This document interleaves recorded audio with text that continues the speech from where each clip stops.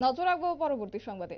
রবিবার অনুষ্ঠিত হয়েছে আমবাসা বাজারে একটি সভা এবং এই সভায় মূলত পূর্ব ত্রিপুরা উপজাতি সংরক্ষিত লোকসভা আসন ইন্ডিয়া জোট সমর্থিত এবং বামফ্রন্ট মনোনীত সিপিআইএম প্রার্থী রাজেন্দ্র রিয়াং এর সমর্থনে এই সভা এবং এই সভায় উপস্থিত ছিলেন প্রাক্তন মুখ্যমন্ত্রী মানিক সরকার, পাশাপাশি ছিলেন প্রার্থী রাজেন্দ্র রিয়াং এবং বাম নেতৃত্ব রাধাচরণ দেববর্মা, কংগ্রেস নেতা মানিক দেব এবং বাম নেতৃত্ব অমলেন্দু দেববর্মা। অঞ্জন দাস পার্টির জেলা কমিটির সম্পাদক পঙ্কজ চক্রবর্তী সহ অন্যান্য নেতৃত্বরা আজকের এই সভায় উপস্থিত ছিলেন। পাশাপাশি উপস্থিত নেতৃত্বরা কেন্দ্রীয় এবং রাজ্য বিজেপি সরকারের তীব্র ভাষায় একেবারে সমালোচনায় মুখর হয়েছেন। প্রথমেই বক্তব্য রাখতে গিয়ে প্রার্থী রাজেন্দ্র রিয়াং নিজের হয়ে গণদেবতাদের কাছে ভোট চায় এবং তিনি বলেন, গণতন্ত্র পুনরুদ্ধারের এবং দেশের উজ্জ্বল ভবিষ্যতের কথা মাথায় রেখে গণদেবতারা তাদের পক্ষে মূল্যবান ভোট উপহার দেবে। এদিনের সভার প্রধান বক্তা মানিক সরকার বক্তব্য রাখতে গিয়ে রাজ্য এবং কেন্দ্রীয় বিজেপি সরকারকে এক হাতে নেন। তিনি বলেন যে বিজেপি সরকার মানুষের সাথে বিশ্বাসঘাতকতা করেছে।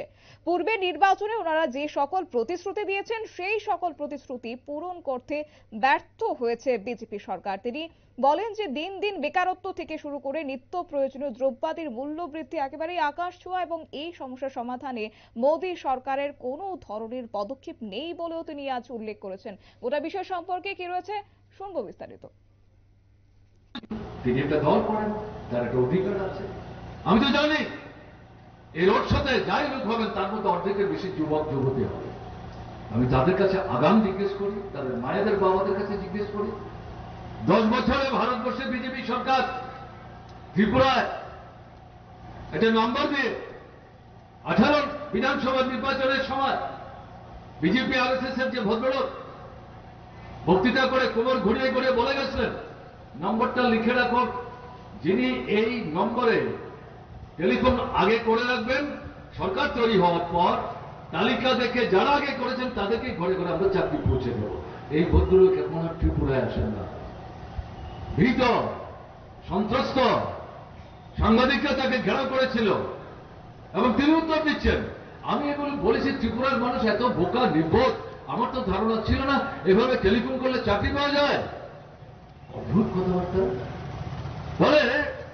এটা বিচ্ছিন্ন ত্রিপুরার সমস্যা না, সারা ভারতবর্ষে বিজেপি শাসিত রাজ্যগুলিতে কেন এই পদ্মফুলের পতাকা কাঁধে নিয়ে ছুটছেন বেহুশের মতো?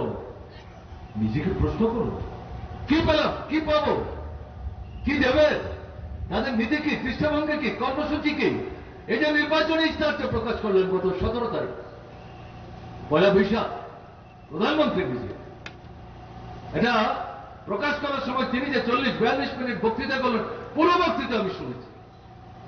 ওই যুবকদের এই সমস্যার সমাধানের প্রশ্নে একটি কথা বললেন না তো।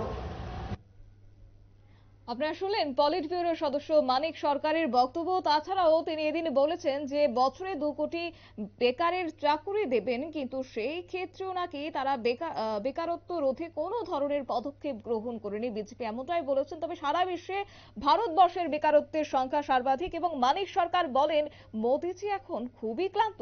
তবে তিনি বুঝতে পেরে গেছেন যে 24 লোকসভা নির্বাচনে ওনার দলের ভরাডুবি হতে চলেছে। তাই মানিক সরকার আরো বলেছেন এবারের লড়াই হচ্ছে বিজেপি বনাম ইন্ডিয়া জোটের। তবে যাই হোক, আজকের এই সভাকে ঘিরে একেবারেই কিন্তু সিপিআইএম কর্মীদের উপস্থিতি ছিল একেবারেই নজর কাড়া।